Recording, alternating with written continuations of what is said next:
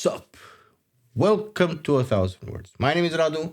I'm a street photographer from Romania, and this video is going to be different. I'm going to talk to you about why I do the kind of photography that I do.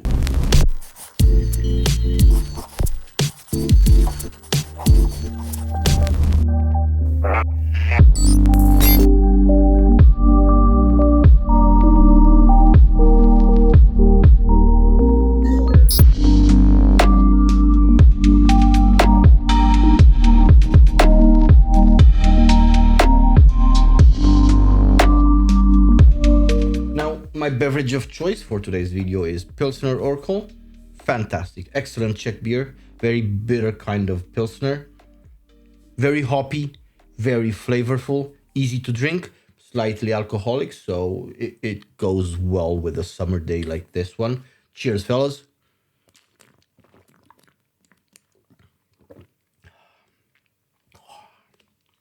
Really good. So yeah, this video is going to be different. This is a bit of a confession. Hold that thought, because while probably not making much sense now, it will very soon. And I am going to basically read the whole damn thing, because on the one hand, it's in writing that I organize my thoughts best, especially in English, but even in Romanian.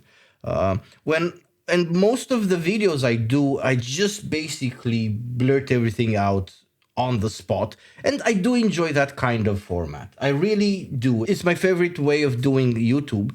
But every now and again, there comes a subject matter that needs to be treated with more respect, with a better and more precise tone. And it's this kind of video where I really want to not blabber about too much and keep things simple, clear, because I do tend to ramble on a lot. So this is why I'm going to read basically the whole damn thing. You will excuse me. I should probably go ahead and get a prompter at this point, but I don't plan to do this a lot on the channel, so I never found the necessity for one. So this video is in response to a comment I got a while back on Facebook after I had posted a series of photographs taken at a neighborhood fair.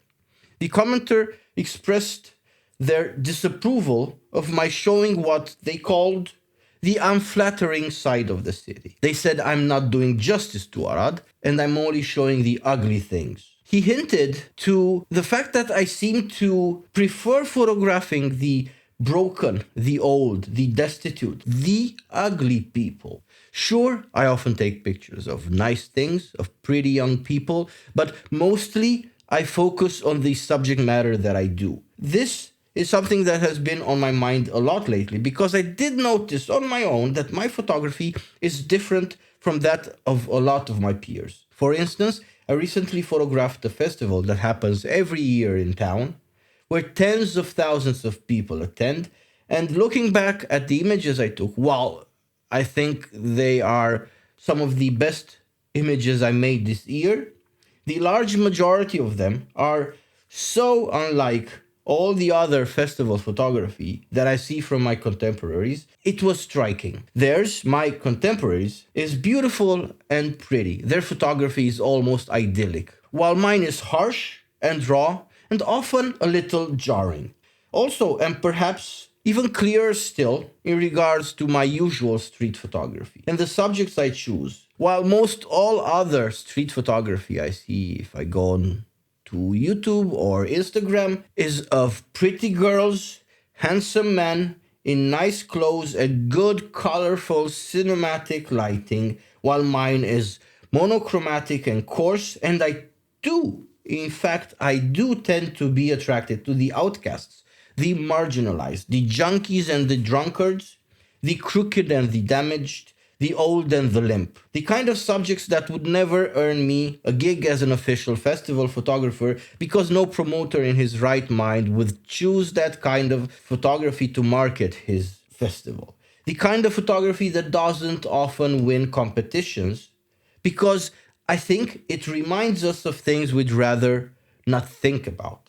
It's a good while since I noticed this tendency of mine, and I started thinking about it. It wasn't immediately clear why I choose the subjects that I do, why I make the pictures that I do. And while rarely voiced by my audience, I swear I can often almost hear it spoken under breath. I feel the question, why do you photograph the way that you do? Why do you photograph the people that you do? And fair enough, it's a good question, because my tendency is very clear. My style is basically mature by now. My attraction to the kind of subjects that I choose is undoubtable by now. So, sure enough, it's a very good question. And while I did always feel like it wasn't so much of a choice, but rather an instinctive reaction to life and reality, I was never really able to understand it intellectually and much less put it into words. Until this morning, when I was watching a video of Bruce Gilden, a photographer whose work, by the way, I don't particularly enjoy, and his approach and demeanor much less so. I think he's arrogant and his photography doesn't really speak to me, while admitting and realizing he's indeed a great photographer. It's not my cup of tea. However, he did say one thing that resonated with me so profoundly, so loudly. It was like cathedral bells rang in my mind. Something that all of a sudden elucidated everything with one short, simple question. I photograph myself. I shoot who I do, the way that I do, because that's me. I photograph myself. I was once a broken down husk of a person, beaten and abused, filled with doubt and self-loathing. It started when I was a child, constantly being beaten and terrorized by my father. I won't go into detail about this part of my life for several reasons, but I'll just briefly mention a long, dark leather belt that often left purple stripes on my ass and on my back, marks that would last for days. And I was only probably 7 or 8. I was also once a junkie. Actually, for 20 whole years, I was an addict. While I did try a lot of different stuff, from over and under the counter medication, to amphetamines, to ketamine, to sniffing glue, to datura tea, none of them gripped me. What did was fucking weed. The damned devil's lettuce. The stuff they sing about in all those songs and praise and joke about in all those movies. The wacky tobacco, the stuff that's on hats and t-shirts everywhere, is what made me an addict. For the longest part of my 20s and my 30s, I lived in a permanent state of debt. As soon as I would get a paycheck, I would pay off my existing debts to my dealer so I could then buy more weed. When both the weed and the money ran out, I would buy weed on credit. Because I was never in a job long enough to make any significant money, the little I did make was quickly spent, so then I needed to borrow more money. I asked my parents, I asked my friends, and shamefully enough, I must admit, I often asked people I hardly even knew. Basically, strangers I would approach on Facebook and ask to borrow money. I used to borrow money to pay off older debts. There were times when I had literally zero money, no bread inside the house. Everything to eat came from my mother's house, and were it not from the fact that my mother owns a farm, I would probably have been starving. So then, while having no money to even buy bread, it's important to know I still had about 10 grams of weed in my house. At my lowest, when I didn't have any money left for cigarettes, and I needed cigarettes to roll joints, I sometimes used to go for a short walk around my block and ask strangers for cigarettes, basically begging. It will probably come as no surprise to hear that most of them would decline. Or when it was too late or too cold for people to even go outside, or when I was simply refused by everyone and found myself with no cigarettes, I used to end up looking for and picking up discarded cigarette butts from the pavement. A few of those were enough for me to roll a joint. A couple of decades since my first joint, a couple of instances in my latter years where I had to call the ambulance in myself for brutal panic attacks. One visit to the ER later, one faithful Saturday afternoon 5 years ago, I stopped smoking. And while I have managed, in great part, to put my life together,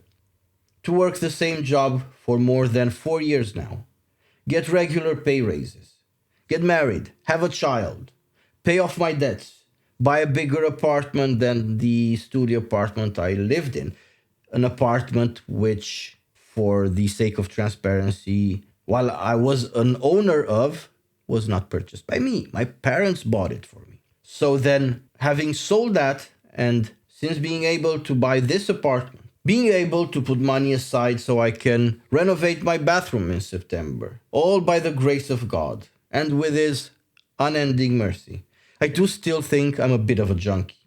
I can't seem to stop buying stuff, cameras and tech and gadgets. I'm still chasing that dopamine hit of buying new things.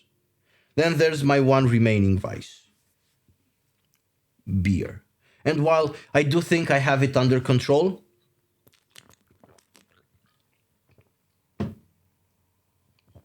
I mean, I drink small bottles like this, only a few, but I do often wonder whether I'm drinking too much or too often.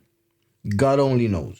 Getting off of weed took 40 full days of night terrors, insomnia, sweats, generalized anxiety, daily panic attacks, psychosis, very dark, unhealthy thoughts that scared the living daylights out of me. It was hell, but it passed. And although I managed to get over it, eventually, that has left me with lingering anxiety. Every now and again, I still get anxious, and that messes with me because I'm a husband and a father now. I have responsibilities towards my family. I have to be strong to protect and provide for my family. But deep down inside, I'm sometimes hurt and I'm sometimes scared.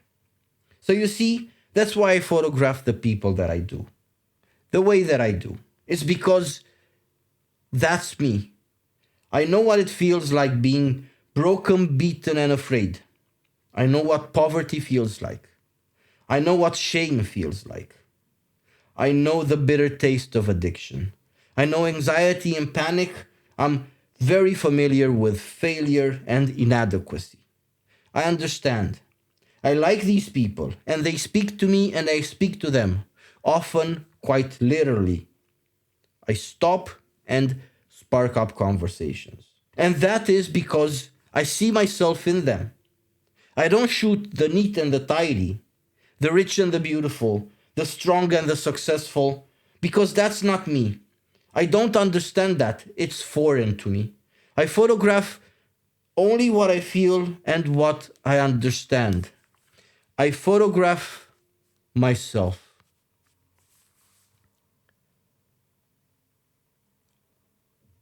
So, this has basically been all.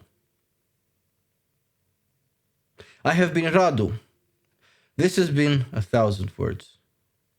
Farewell.